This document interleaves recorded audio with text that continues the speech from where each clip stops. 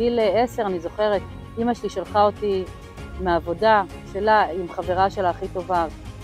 הלכנו ככה לתחנת אוטובוס, שזה בעצם היה קו 18, בדרך להר הרצל.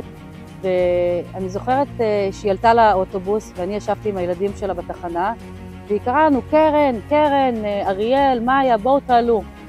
ואני, משהו בפנים אמר לי לא, והחזקתי את הילדים ואמרתי לה, לא, אני לא עולה. ירדה למטה, אני לא זוכרת בדיוק מה היה, אבל אני זוכרת שהיא כעסה עליי מאוד. האוטובוס נסע, ואחרי תחנה, האוטובוס התפוצץ. בעצם מה שקרה זה סיפור השגחה מאוד גדול, שהיה לי קול פנימי, זה החיבור לבורא בעצם, שאמר לי לא לעלות, וניצלנו מאוטובוס שנמחק. זה שאשתי ניצלה ממוות ועוד הצילה אחרים ממוות בזכות התקשור, זה החלק הקטן. תקשור זה המפתח להשיג כל דבר בחיים. כל דבר בחיים. הקמתי את מכללת ואהבת לך כמוך, שהמטרה שלה הייתה ללמד אנשים שהם יכולים לתקשר. שגם אם אתה בודד בבית, אתה יכול לדבר עם הקדוש ברוך הוא, לשאול אותו והוא יענה לך. וכך הצלחתי להחזיר בתשובה בצורה אחרת למעלה מ-60,000 תלמידים. שמי אנשים רגילים הפכו להיות אנשים מיוחדים, שאוהבים את הקדוש ברוך הוא, שאוהבים את החיים שלהם, והוא אוהב אותם, הוא רק רוצה שידברו איתו והוא יחזיר להם תשובה.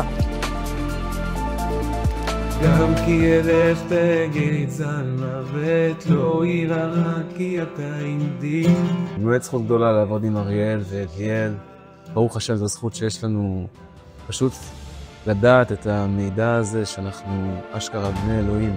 יש לנו כוח לשנות מציאויות, לרפא את העולם מהטראומה שהוא עבר ועודנו עובר. ברוך השם. הקדוש ברוך הוא ישמח לתת לכם תשובה על כל בעיה שיש לכם בחיים. רק תפנו אליו, השכיחו לכם את היכולות האלה.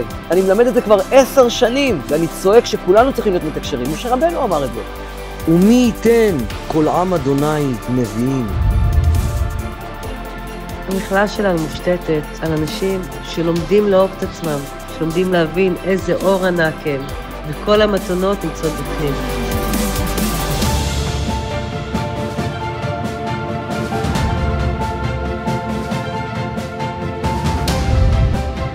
רק אהבה תנצח.